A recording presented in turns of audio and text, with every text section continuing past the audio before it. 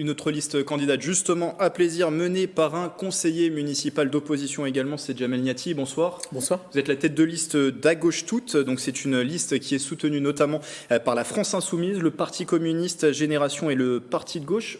Aucune alliance d'ailleurs n'a été envisagée avec cette candidature dont on vient de voir le reportage qui est soutenue elle par le Parti socialiste Europe Écologie Les Verts. Non, pour ce qui nous concerne aujourd'hui, nous sommes dans la continuité de notre engagement de 2014 et voire même avant. Donc notre démarche nous est propre. Aujourd'hui, il n'y a pas eu véritablement de logique par rapport à ça, non. Vous étiez déjà candidat, vous le dites, en 2014. Oui. Vous aviez récolté 7,45% des suffrages lors d'une élection municipale en un tour, puisque Joséphine Coleman-Berger avait été élue dès ce premier tour. Vous êtes aujourd'hui membre de l'opposition. Pourquoi aller justement de nouveau dans cette bataille des municipales ? Déjà parce qu'on a créé une dynamique en son temps, dans une démarche où nous avions en face de nous une droite très dure, et on l'a constaté lors de cette mandature. Et puis pourquoi continuer? Tout simplement parce qu'il y a une dynamique et on a envie véritablement de remettre les Plaisirois au centre de la vie plaisiroise, tout simplement. Et on est dans une logique où, nous, vous savez, on a une approche qui est très simple. On a un socle qui se base sur une démarche. Il y a une méthode, déjà. La méthode, c'est tout simplement une approche qui est vouée à laisser parler les Plaisirois, à s'exprimer.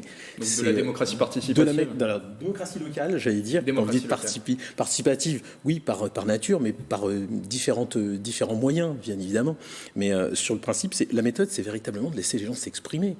Là, aujourd'hui, on est dans une logique politique et tous bords confondus aujourd'hui sur plaisir. Vous me parliez des candidats. Bon, moi, je vais parler de ce qui nous concerne aujourd'hui.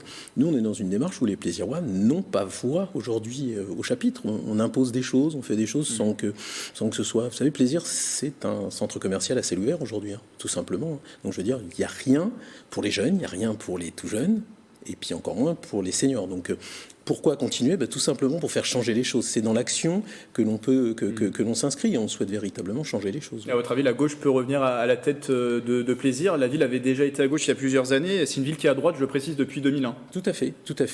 Et je ne referai pas l'histoire, mais par nature, vous le savez, vous avez travaillé sur vos fiches, j'imagine. Sur le principe, la ville était à gauche en 2001 et même au premier tour en 2001. C'est des divisions, des problèmes d'ego qui ont fait que la ville est passée à droite.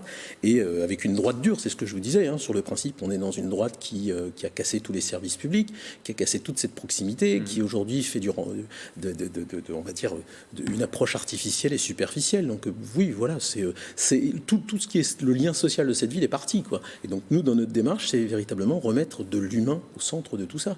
Aujourd'hui, on discute avec des gens, ce sont des comptables, quels qu'ils soient aujourd'hui. Donc nous, la démarche, faire de la politique, c'est servir les gens, c'est pas se servir des gens.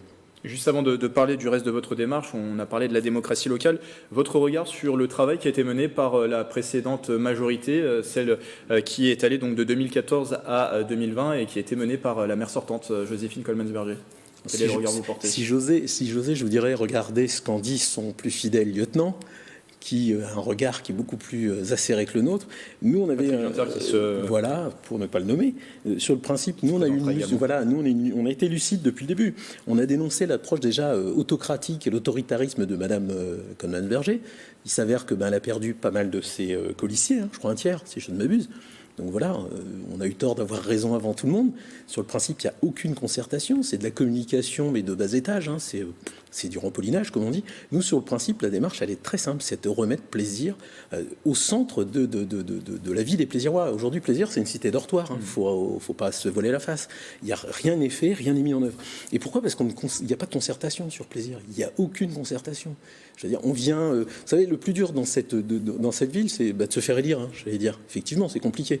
Puis après, revenez au bout de 6 ans et puis vous ne faites même pas de bilan, vous ne faites rien du tout. Donc la démarche, elle est quand même aujourd'hui de remettre véritablement, on va dire, sur l'ouvrage, mais de manière régulière. C'est-à-dire, on doit des comptes aux gens. On doit des comptes aux gens. C'est pas un blanc-seing qui nous donne. Les autres socles de votre démarche, il y a une idée qui prévaut aussi, c'est l'écologie. Alors, c'est une idée traditionnellement de gauche, mais qu'on voit apparaître dans les programmes des différents candidats sur cette élection municipale, l'écologie. Quelles sont vos propositions? Les propositions de l'écologie, j'ai envie de vous dire, l'écologie aujourd'hui, quand j'entends qu'il y a des propositions à tout va, l'écologie est au centre véritablement de nos vies.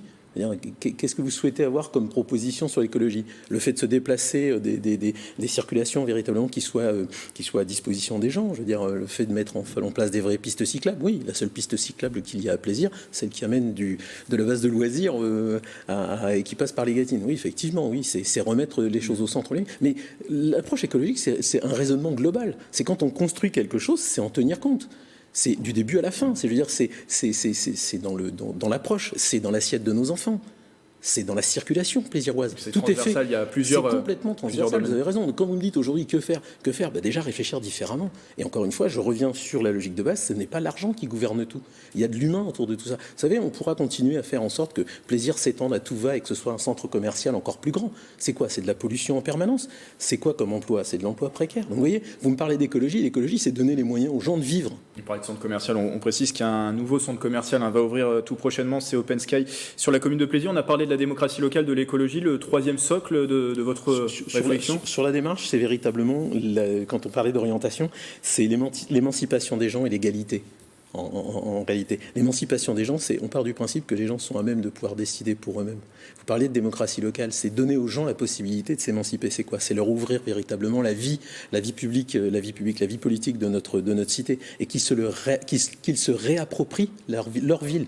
Et quand vous me demandez le troisième socle, il est là. C'est vraiment l'émancipation des gens. Ça fait doux rêveur, mais je suis désolé, l'utopie fait partie de notre monde aujourd'hui. Et sur le fond, on se rend bien compte, avec tous les mouvements qui ont eu lieu ces derniers temps, les gens ont envie que ça change. Ils en ont marre qu'on décide pour eux. Donc nous, notre démarche, c'est véritablement aller à la rencontre des gens, comme on l'a fait depuis le début de notre mandature. Vous savez, on continue à avoir une approche et un accueil des gens qui est très, très, très agréable. Pourquoi? Parce que nous n'avons pas fait de comment dirais-je, de promesses ou des choses complètement erronées. On avait mis en avant des éléments sur notamment les emprunts toxiques, le fait que ça allait coûter un fric monstre, comme disaient certains aujourd'hui. Tout ça, on l'avait mis en avant. Donc vous voyez, on est lucide. Et pourquoi on est lucide? Parce qu'on est resté sur nos bases et on est resté au contact des gens. Et je pense que c'est ça. Nous, l'approche, vous me parliez de nos démarches. On va de conclure parce qu'on arrive déjà à la fin de l'entretien. C'est court. Mais sur le principe, notre démarche, elle est simple, c'est de changer les choses. Et de changer les choses, on ne peut pas changer les choses avec les personnes qui vous ont créé les problèmes qui sont ceux de notre ville aujourd'hui. Donc le changement, c'est ça. On retrouve, je précise, l'ensemble des agendas de campagne des candidats sur notre site internet tv78.com. Merci Jamel Niati d'être passé en plateau candidat à Plaisir. Sur la liste à gauche toute, à la tête de liste d'à gauche toute, sont également en course officiellement la maire sortante Joséphine Coleman-Berger pour un troisième mandat, Patrick Ginter, ancien adjoint de la ville, et Annie-Joëlle Priou-Azny avec la liste TAF.